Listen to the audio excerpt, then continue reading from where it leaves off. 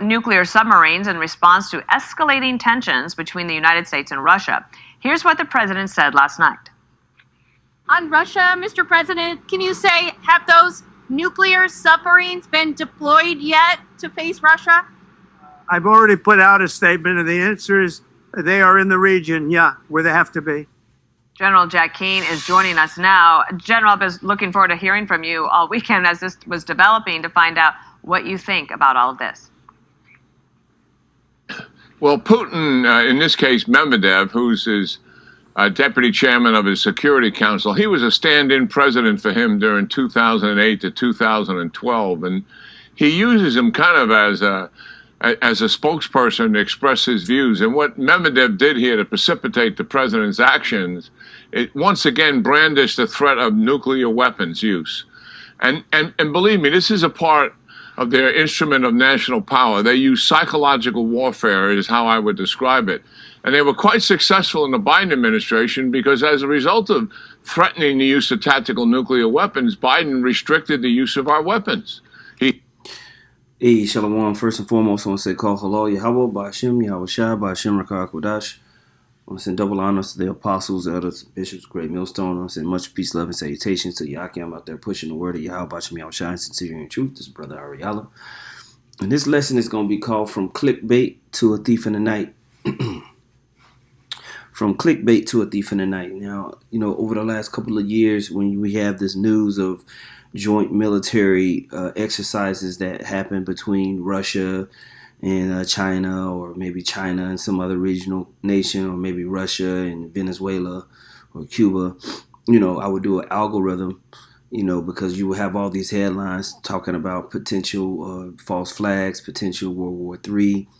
And, that over the few years, you don't see me do as many algorithms because most of this stuff, 95% of it is purely clickbait and it's just talking points for views, talking points for advertising, and just trying to make a profit off of news and, rumors, like the scriptures talk about in the book of Matthew, the 24th chapter. The 6th verse says, and ye shall hear of wars and rumors of wars. See that ye be not troubled, for all these things must come to pass, but the end is not yet. For a nation shall rise against nation, and kingdom against kingdom, and there shall be famines and pestilences and earthquakes in diverse places.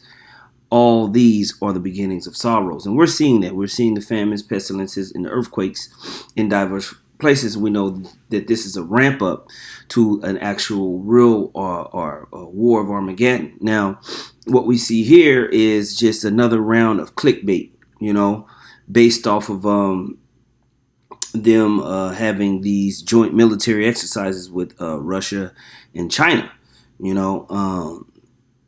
and so now that's why I do less algorithms unless there's something actually significant, because for the most part we're going to follow the prophecies, all right, and we'll be able to measure the time by seeing the different events, not these talking points. And we know that for most of the world, that World War III and whenever the nukes get shot off, it's going to be a thief in the night to these people. When these nations are actually ready to pop off, it's not going to be some big announcement where it's on Fox News first. It's going to just pop off. But we are in the background are going to be consistently preparing ourselves spiritually for this the times of Jacob's trouble, the destruction that's going to happen all across the world, but mainly in America, and then our redemption with the return of the Lord. Right? Most other people are just going to be continuing in mundane hedonism, which I'm going to do another lesson on how this news, how they use the news to put people in a hedonistic state, to where they put them in a state to where they're not paying attention to anything. All right. I'm going to talk about it a little bit, but mainly today I just want to talk about how this is going to be, just clickbait to where people don't pay attention anymore. And then all of a sudden it's going to be a thief in the night. And they just slowly doing it. Right. I'm going to play this clip real quick. also want to ask you about another hot spot within the globe right now, Robert, and that's China and Russia. They carried out these military drills in the Sea of Japan in a show of a stronger partnership. These drills reportedly have a submarine rescue, joint anti-submarine, air defense, and anti-missile operations. They've been doing these type of military drills for years. I mean, I want to say over a decade. I didn't look it up, but I just know because I reported on it every single year. I remember seeing it in the news every single year. Okay. And, or every other year at the very least, since I've been in this truth. So these are the drills that they do out there in the sea. And each time the news media outlets pick it up as if there's a nuclear fight that's about to happen. Maritime combat component. President Trump confirming that there's these 2 American nuclear subs that were deployed in that region as these drills had ramped up ahead of Steve Witkoff's visit to Russia this week. Here's the president. On Russia, Mr. President, can you say, have those nuclear submarines been deployed yet to face Russia? I've already put out a statement, and the answer is they are in the region, where they have to be. Can you say what? And they are in the region where they have to be, right? So as they do these drills, there's nuclear submarines that are placed out, and they make sure to keep their distance. They make sure that they communicate with the Russians. They communicate with the Chinese. It's not like as if there's tension in those waters. Okay? They're communicating back and forth. All right? It happens literally all the time. So, I put into ChatGPT basically why does the media every year talk about these military drills as if nuclear war is about to happen? And the answer that I got back was, you're right. Media coverage frequently suggests that joint military drills by Russia and China point toward nuclear war. It happens so often that it reads more like a recurring narrative than a one-off alarm. Analysts and commentators tend to frame these drills, including tactical nuclear rehearsals, as nuclear signaling, making headlines almost every year. Here are 5 representative articles over the past 5 years that capture different angles of this pattern. October 2024. See? Russia simulates massive retaliatory nuclear strike. Euronews reports on drills involving test launches of ICBMs from loaded base silos, submarines, bombers. Mind you, the United States is doing this stuff too. Okay. May 2024, Putin orders tactical nuclear weapon drills to deter the West. Right? February 2024, leaked documents reveal nuclear strike criteria, including scenarios involving China. Right? It says 2023 to 2024 context, Russia's nuclear signaling in Ukraine war. It says CSIS analysis outlines how Moscow has repeatedly collaborated nuclear threats amid battlefield setbacks, describing the ongoing nuclear performance tied to Ukraine conflict stance. We'll see if that happens. Late 2023, massive strategic nuclear strike drills, right? So, it goes on and on and on and on and on, all right? Where you have them doing all this virtue signaling about this stuff, okay? And so what this is meant to do is get people desensitized, all right? That's why it's just clickbait. It's just to get clicks, get views. People see the title, maybe click it, listen to it for 15, 20 seconds, then they move on. Or Fox News will have, breaking news, where everything now is breaking news, right? All right, it's a clickbait on the internet. It's content whose main purpose is to attract attention and encourage visitors to click on a link to a particular web page. And so with the alternative media, all of this stuff is massive clickbait because alternative media needs content so they can make their money too, right? So anything China or Russia does, you can have Alex Jones, Luke Rudkowski, we don't even monetize our pages, but even us come and report on it because we know it circles around prophecy. But when you see these things, you don't trip out about it. You don't trip out about it because we understand that there's more things to come. This is just the beginning of sorrows, and these are wars and rumors of wars. We're still waiting on different things to happen, like economic collapse, everything like that. Like it says here in 2 Ezra 9:1, then he answered me then and said, measure thou the time diligently in itself, and when thou seest part of the signs pass, which I have told thee before, then shalt thou understand that it is the very same time wherein the highest will begin to visit the world which he made. Now, we are watching it, we are filtering everything through a prophetic lens, right? So emotionally, because we're detached from this place, we don't have the same emotional and anxiety that other people have when they see all this stuff. For us, it's hope, because we look forward to the day of the Lord, in a sense that we get redeemed out of this place, and we can hopefully be redeemed from hell and be put into those immortal forms with Yahushua. Right? It says, therefore, when there shall be seen earthquakes and uproars of the people in the world, then shalt thou well understand that the Most High spake of those things from the days that were before thee, even from the beginning. And for as all that is made in the world hath a beginning and an end, and the end is manifest. See? So we understand, these back and forths and all of this. It's just a part of the game plan of the Heavenly Father, right? But when they want to talk about these drills and this and that, it's just a bunch of clickbait. It's just a bunch of clickbait. All right? We've seen enough of it to know that by now. Now, I wrote into ChatGPT, well, this seems like it's clickbait. And it says, you're not wrong. That's a valid critique. And you're tapping into something that media scholars and political analysts have pointed out for years. Fear sells. Especially when it involves nuclear weapons, superpowers, and the threat of war. Here's a breakdown of why we're headed to nuclear war. Headlines appear year after year, even if nothing escalates. 1. Crisis fatigue. Attention economy. News outlets compete for clicks, views, and engagement. A headline like Russia and China conduct routine drills doesn't perform as well as nuclear war threat looms as Russia-China flex muscle. See that?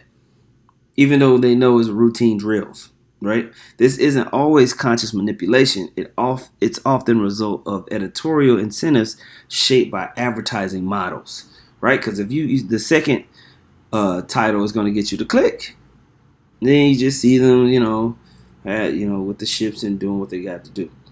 2, loss of context in reporting. Many articles fail to clarify that these exercises happen routinely every 1 to 2 years. That nuclear drills are not new. The U.S., NATO, Russia, and China all conduct them. When this context is stripped away, the coverage feels like an unprecedented emergency, breaking news, even if it's not. 3, government messaging plus media echo. Sometimes governments use drills to signal strength or deterrence. Then the media amplifies that as a sign of imminent war, right? So Russia and China want to let the United States know, hey, we got them thighs over here. We're going to flex our muscle out here. Just like for the 4th of July, you had Trump go back and do military parades, which they haven't done in so long. The reporting on it was that it was extremely dysfunctional. They didn't know how to even march together. It was just basically thrown together last minute. It looked tacky, but it was supposed to be a display of strength. Well, China and Russia do the same thing. Okay. It says then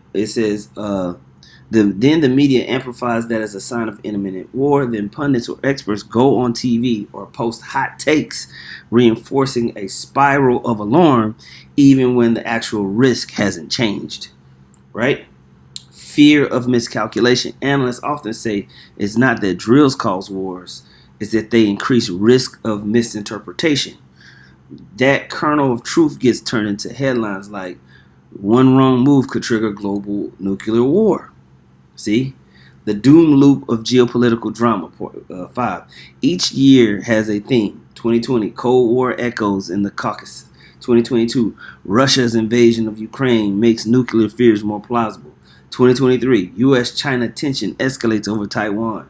2024, U.S. elections and NATO expansion trigger more what-if scenarios. Even if nothing happens, these threads are used to keep readers engaged in an ongoing global drama. All right? Bottom line, yes, a lot of nuclear war talks is clickbait, profit-driven, and fear-based, but it's also entangled with legitimate strategic uncertainty. Okay? So in order to distinguish, right, the recycling narratives versus the actual risk is what? Prophecy. That's why we have to measure the times diligently in itself. But for most people, what's going to happen is desensitization of the news. And this is how it's going to become a thief in the night. You would think that with 24-hour live media coverage that World War III, the MOTB wouldn't catch people off guard. Well, they've successfully desensitized everybody to the news, to conflict, to, the things that are going on. No one cares about Epstein. No one cares about the genocide that's happening over in Gaza. No one cares about the war that's happening in Ukraine. People are completely desensitized to it. That's how you get to this point right here in 1 Thessalonians 5, right? Where you're going to have the elect focus, paying attention, tying it to prophecy, understanding it, but the general public is just going to be another headline, right? 1 Thessalonians 5:1 says, "But of the times and seasons, brethren, ye have no need that I write unto you, for yourselves know perfectly that the day of the Lord so cometh as a thief in the night. For when they shall say peace and safety, then sudden destruction cometh upon them, as travail upon a woman with child, and they shall not escape. But ye, brethren, are not in darkness, that day should overtake you as a thief." See? Even when you read 2 Peter, the 3rd chapter, talks about in the last days there shall be scoffers, saying, y'all always saying it was going to end. All right? So with the news cycles and what we see is doing a great job of desensitizing not just the West, but the whole world to when shit actually pops off. Okay? Because we're going to know once that MOTB hits and then we have this full switch in this in the economy that's simultaneous with absolute mayhem, destruction, World War III, and Armageddon. Okay?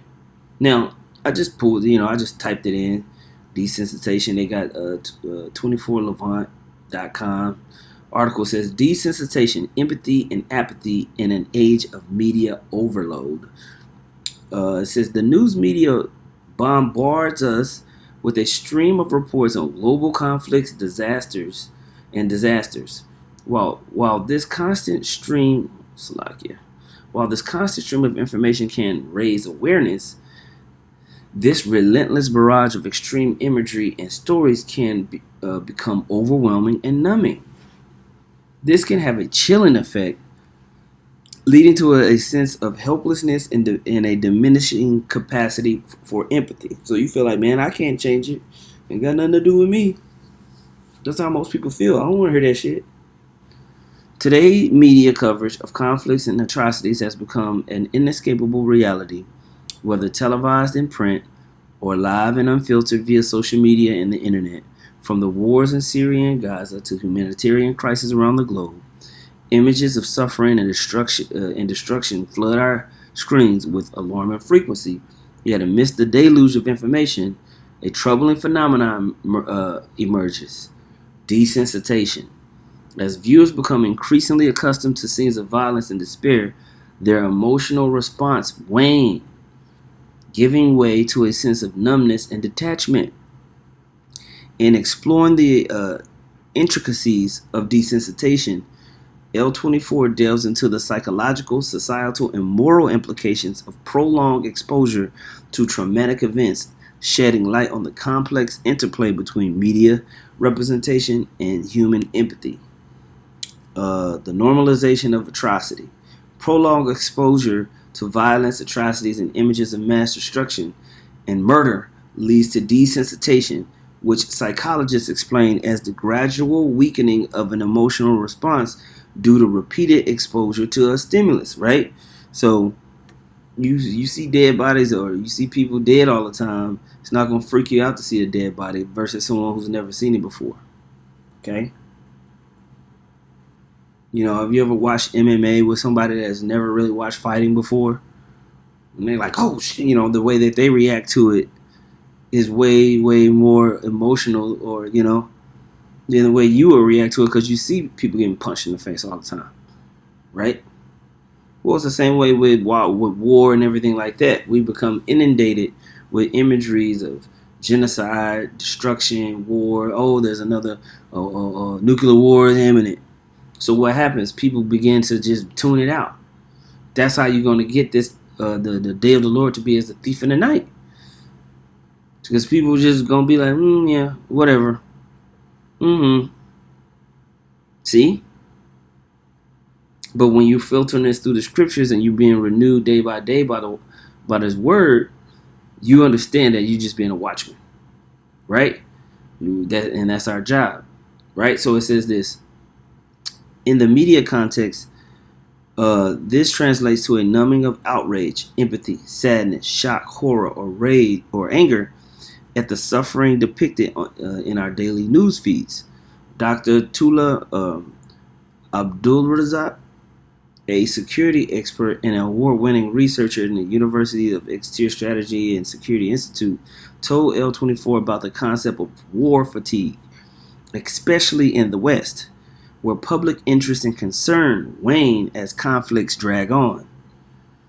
He points to the Syrian war as a prime example where years of relentless violence have led to a sense of hopelessness and a decreased willingness to engage with the issues. People just like, you know, it is what it is. Okay? With the continuation of ongoing wars, viewers gradually become bored over time. All right? And so this is a big thing, man. This is a big thing. I'm not going to read this whole thing. You can go and read about it. You can see it's a pretty lengthy article, but go back to the title. So if you bros want to type it in, desensitization, empathy and apathy in the age of media overload. So when you're getting all these clickbaity titles that we see, like Fox News here, you know, what do you put? You know, war games and everything like that. You're just gonna get to the point to where people are just gonna be like, yeah, okay, I get it, all right. But what we do, we remain vigilant, understanding that, hey, once of the sequence of events of prophecies happen, then we know, okay, yeah, it's that time. Romans 13:11 says, and that knowing the time, now it is high time to wake out of sleep, for now is our salvation nearer than we believed. The night is far spent, the day is at hand. Let us therefore cast off the works of darkness, get out the world, get out that mindset, and let us put on the armor of light. Okay? But these other people, most people, they ain't getting out the darkness of this world. They fully engulfed in it through sleep. All right? Isaiah 62:6 says, I have set watchmen upon thy walls, O Jerusalem, which shall never hold their peace day or night. Ye that make mention of the Lord, keep not silence. Give him no rest till he establish and will make Jerusalem a praise in the earth. And that's what we're here to do. Continuing to preach this word, watching, letting people know. And that's why I see certain things like this, you know, through the spirit. I can feel them like, okay, there's clickbait, war drills. Or no, okay, this is a legitimate provocation. Uh-oh. This links with that links with this. And that's what all the brothers do, man. Go through these prophecies and really filter these events down so we can keep our head in the game as watchmen. Okay? So I just want to touch in on that, man. With that being said, I'm going to say, call hello, Yahweh, Ba'ashem, Yahweh Shai, Ba'ashem, Rakah, Kodash. Double honors to the apostles, elders, bishops of Great Millstone. Much peace, love, and salutations to you brothers out there pushing the word of Yahweh, Ba'ashem, Yahweh Shai, sincerely and truth, man. Lord willing, Yahweh's edified. Shalom.